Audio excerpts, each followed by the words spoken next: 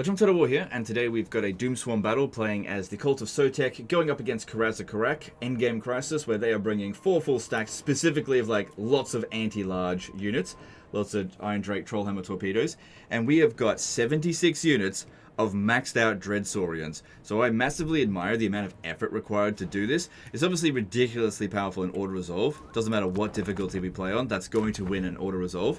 So we've got our main army here commanded by a Lifeslan, and the reinforcing armies are being commanded by red-crested skinks. Now these are unique to the Cult of Sotek. There's special ones that you get through the sacrifices that have the trait Legendary Renown.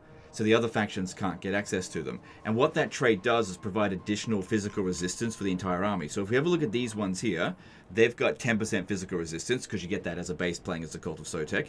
And then these ones have 20% physical resistance, which is quite a significant amount of damage reduction, especially against an enemy faction that doesn't have that much magical attacks. It's really just isolated to the hammerers, which aren't really the biggest concern. It's really the Iron Drake Trollhammer torpedoes. Because yeah, these Dreadsaurians, their biggest weakness is being shot by anti-large missiles, and that's what the enemy's got a lot of. Now, what could have been done to make it maybe a little bit more efficient, which is not really what we're looking for with these kind of battles here. I really do want to see 76 unit spams. I want to see minimal heroes, if anything, none. But if you wanted to make it a bit more efficient for your own campaigns, if you want to do this, is stick in Skink Oracles into this position here. That way that the AI reinforcing armies will have access to some heal magic. And what you want to do with those Skink Oracles is limit the number of spells that they have, because the more spells that they have access to, they'll just use all of their spells. And what you want them to do is just focus on healing, so just don't give them any of their other spells. I think they get Fireball by default, but yeah, you want them to just have Earthblood. Alright, so we're going to put 2 of these armies under AI control, so that way all 4 of both sides can bring... Sorry, all 4 armies from both sides can be brought in at the same time. And let's jump in and see how this actually performs.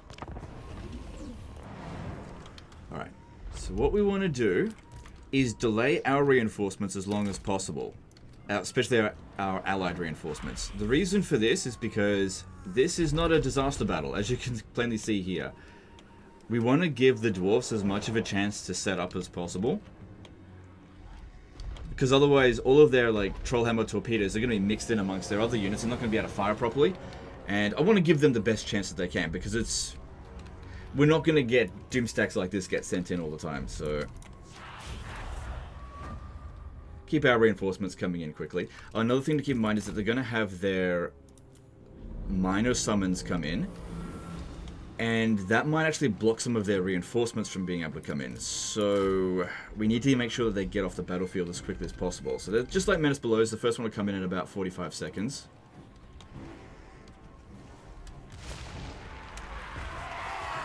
I like how it kind of sounds like the Skaven are coming in when they pop that down. I reckon it just reuses the same sound file. So what I'm trying to do here is make sure that we escort these ones here off the battlefield by blocking off their escape from here. I mean, they did say in the latest patch notes that they made it so the units would route away from enemy troops, not towards them. We'll see. Yeah, delay them as much as possible so they can get set up. Because, yeah, these ones here specifically, they're going to be blobbed up, and that's not good for them.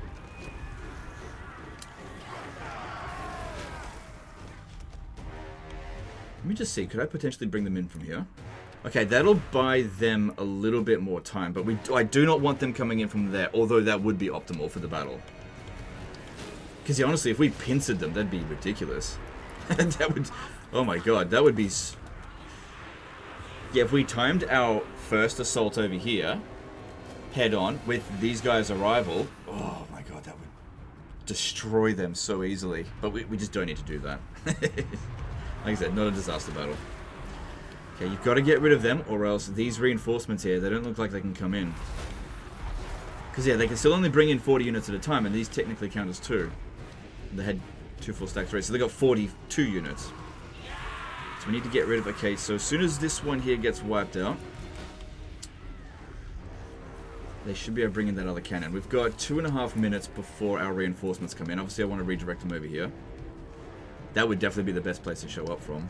They're not expecting it. Because, yeah, they don't actually... It's like the AI doesn't actually see where your reinforcements come in from. They're not programmed to camp your reinforcement spot. Come on, guys. Come on.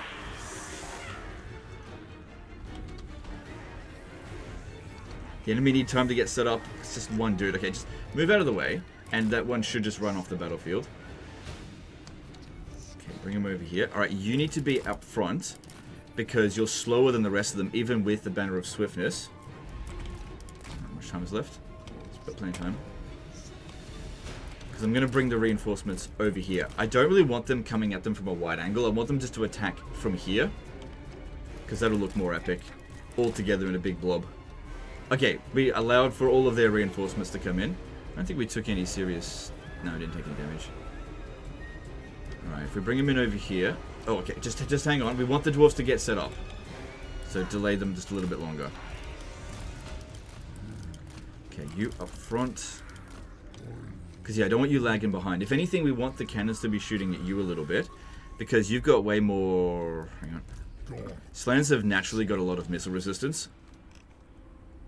They've got a thick layer of blubber, which bounces cannonballs off.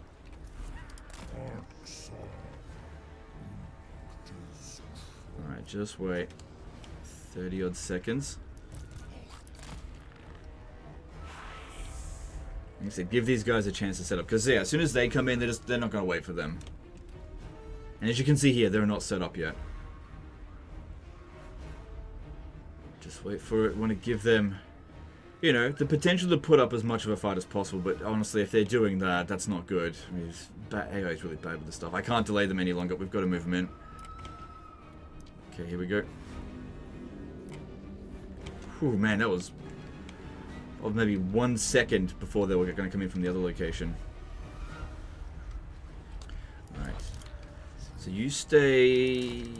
Yeah, look, if you're getting shot by cannons, it's fine, because you got some barrier... Well, I don't think we need to worry about this. And I could always pop down this one on you for a little bit. Yeah, they're starting to shoot. Plus, you're way smaller than them, so we could probably dodge a few shots. Ideally, we want the allied forces to come in. Oh, no, I want these ones here up front because they've got the extra physical resistance. Want them to be the ones taking all the damage. Because they'll take less. Alright, just send them all in now. But yeah, Slan up front. Yeah, if you could zigzag along here, that would be good.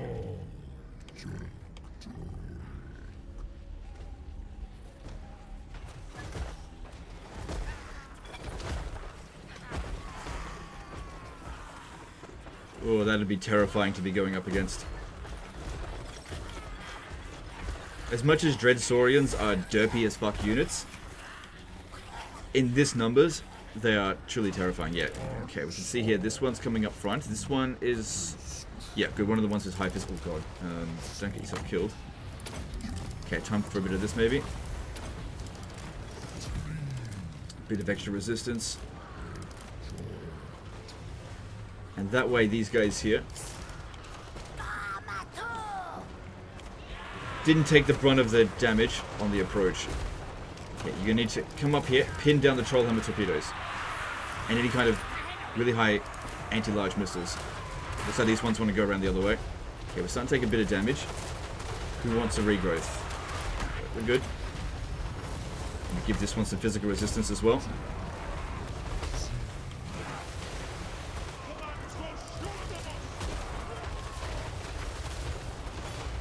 That's it. Really push in there, get rid of... Just pin down the missile units. Oh man, look at that blob. So an overcasted regrowth there would do... not regrowth, Dwellers below would do a ton of damage, but we're not here to dish out damage with magic. Alright, how are we going for health? Oh, they're really trying to kill this land. Yeah, let's kill him.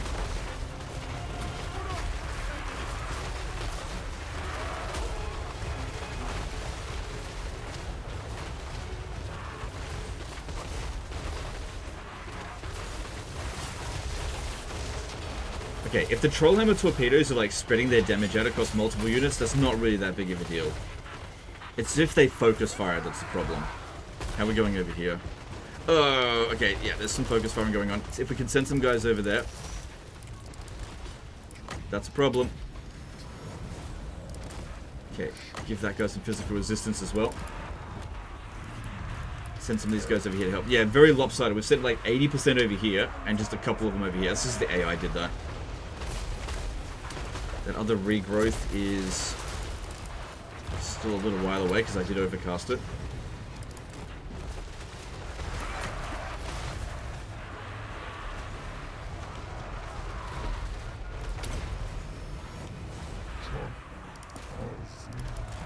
Yeah, we're okay.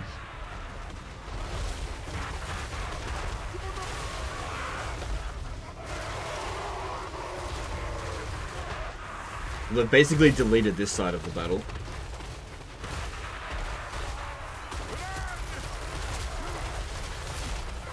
Oh god.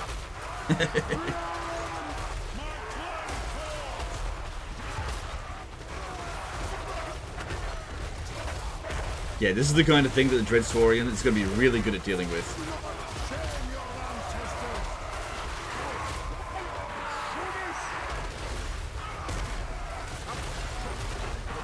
Photobombed that.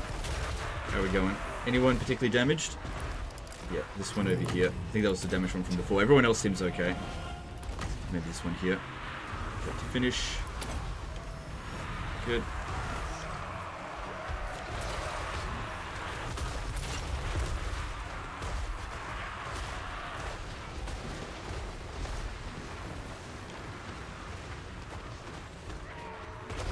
Okay, so it's mostly over this side now.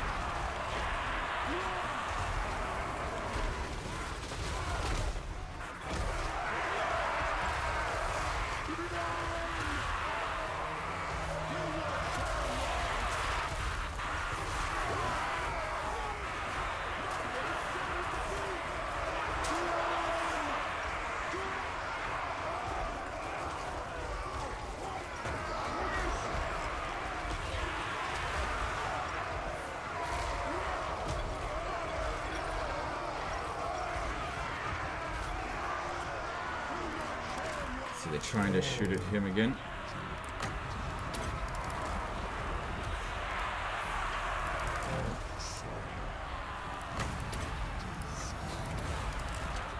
So how can we have them win the battle? Is there just like a couple of Slayers left, or is that it? One dude left. Or like one? Yeah, there's a Slayer unit over here.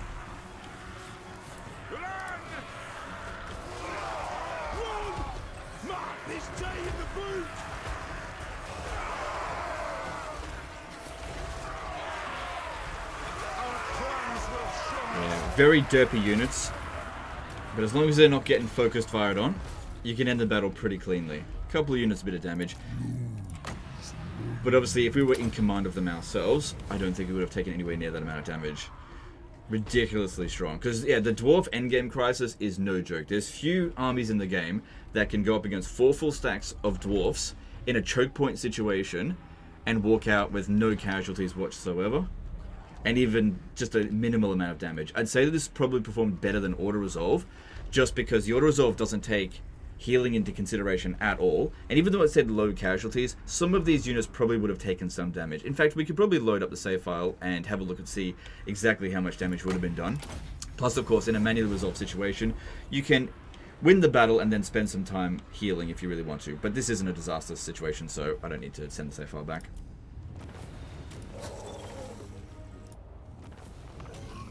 So yeah, no casualties, bit of damage across the army, no big deal. Now let's have a look to see how well Auto Resolve would have done. So yeah, it is endgame crisis. So it was spawned over here.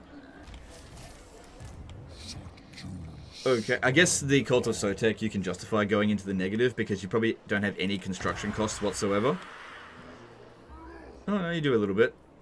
But they do make a ton of money through loot, which is probably where all that cash is coming from. Alright, so we'll load up the save file and see what Auto Resolve does. Alright, here we go.